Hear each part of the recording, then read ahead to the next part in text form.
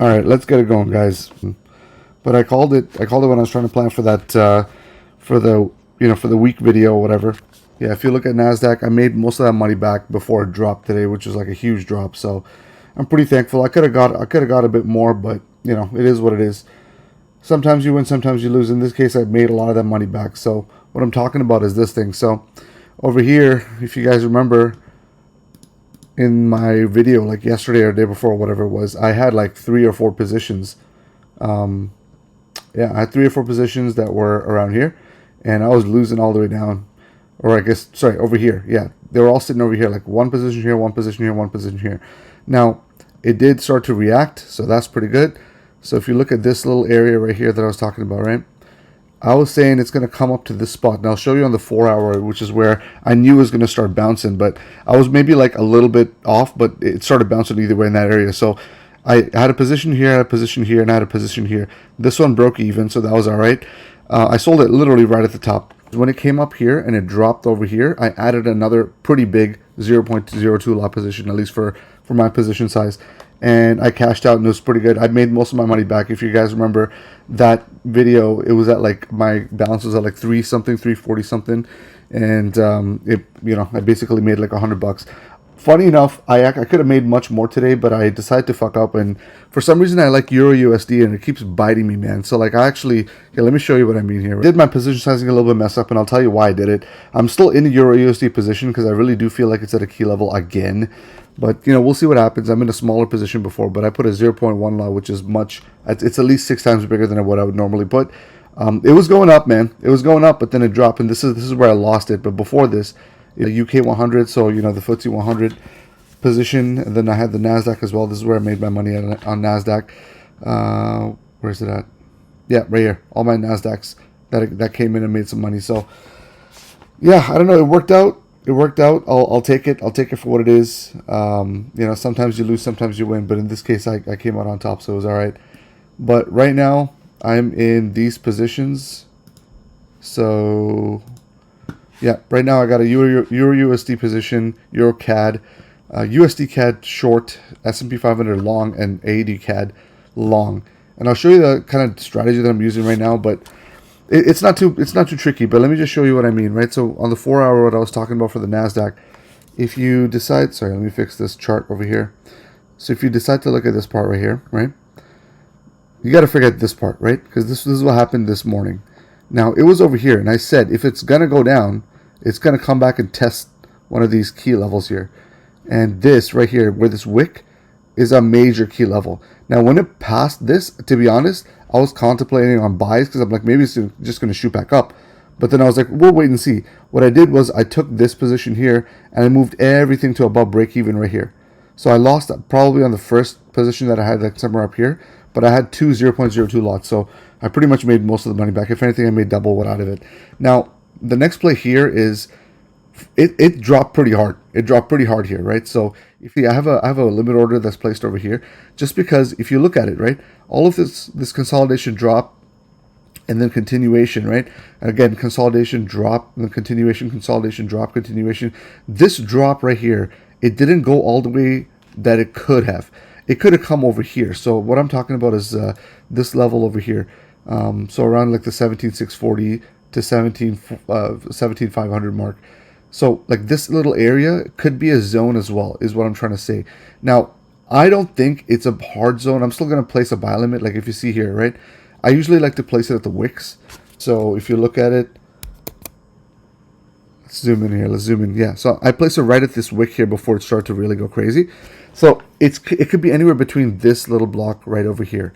I'm kind of putting an insurance right here just to say, okay, if it gets in here and moves a little bit, at least I got some skin in the game. That's really the plan there. But we'll see. We'll see what happens. I feel like this is going to be a bounce. It's going to touch this little zone and then it's a rocket back up. That's really the play here for Nasdaq. I don't know.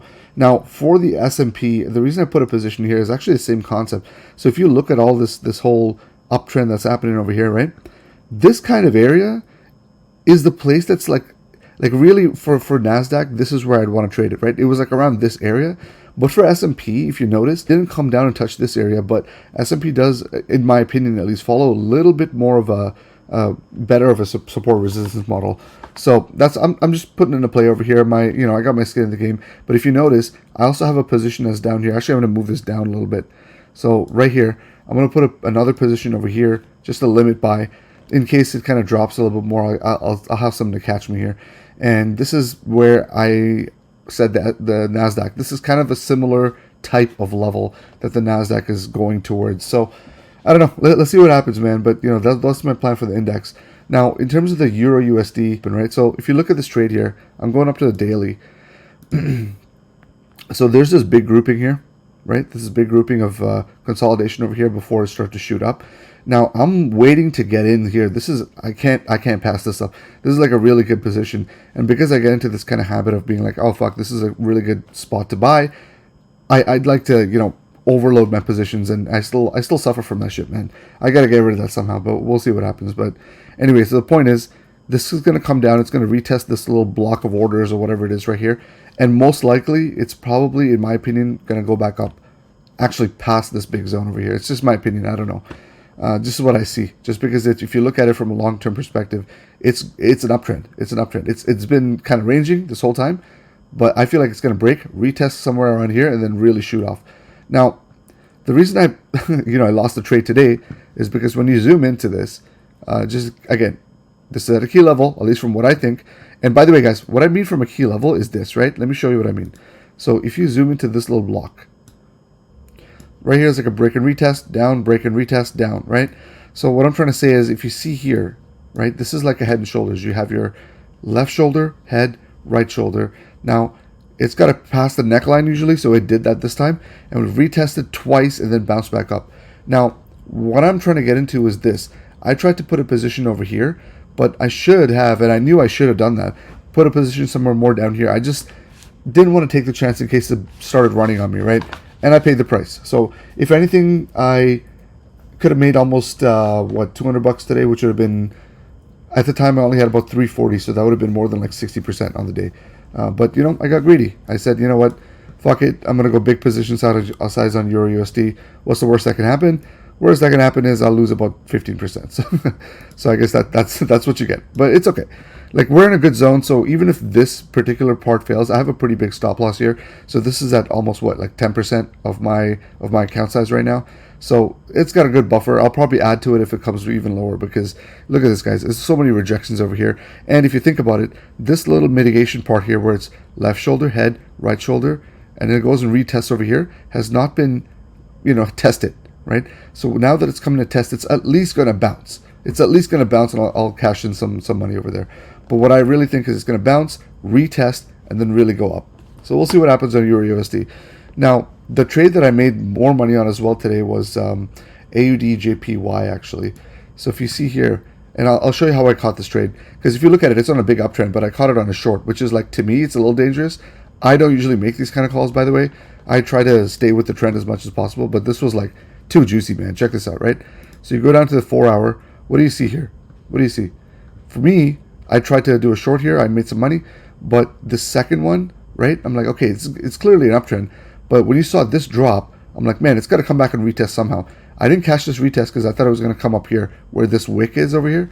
But I'm like, whatever. Let's see if it comes and retests this area, this block. Now, but what I saw was, I saw this part, and this looks like a left shoulder, head, right shoulder, right? So I'm like, anytime there's big patterns, I only will trade it if there is some kind of retest. So when I saw this big retest, I put a limit order right here, I think last night, and it caught it right in the morning. I'm like, holy shit. And it was a perfect entry, man. Like, look at that. You could not get anything better than that. Honestly, I'm pretty proud of this entry. And when I cashed out, it was right at the bottom here. This was a pretty good entry, man. Almost as good as my Nasdaq entry from last week. But I had like 4 entries that went all the way down here, and then I cashed out. So I did well. I did well for myself today. Other than the Euro USD fuck up, I'm pretty proud of what I did, man. We'll see what happens. I would say, though, that Euro USD, just, I don't know. I'm going to keep an eye on it because it's a little bit sketchy. It tends to wick a lot. So it could wick me out in terms of my stop loss, which is going to fucking suck if that happens, but whatever.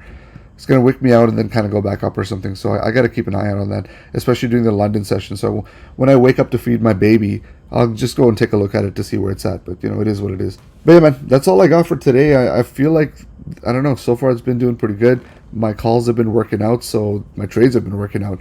Except my position sizing. For some stupid reason, I can't get out of this stupid fucking rut of managing my position size for Euro USD. Euro USD is like that one slut that you can't fucking get out of your mind, man. It's just too hot to handle. Like, I keep fucking up. I don't know. It is what it is. Let me know in the comment section below if you have any other ideas or whatever you guys are doing, or if you think what I'm doing is stupid. I don't know. Like, comment, subscribe, or don't do it. I don't care. With that, my fair ladies and gents, I will bid you adieu. Peace.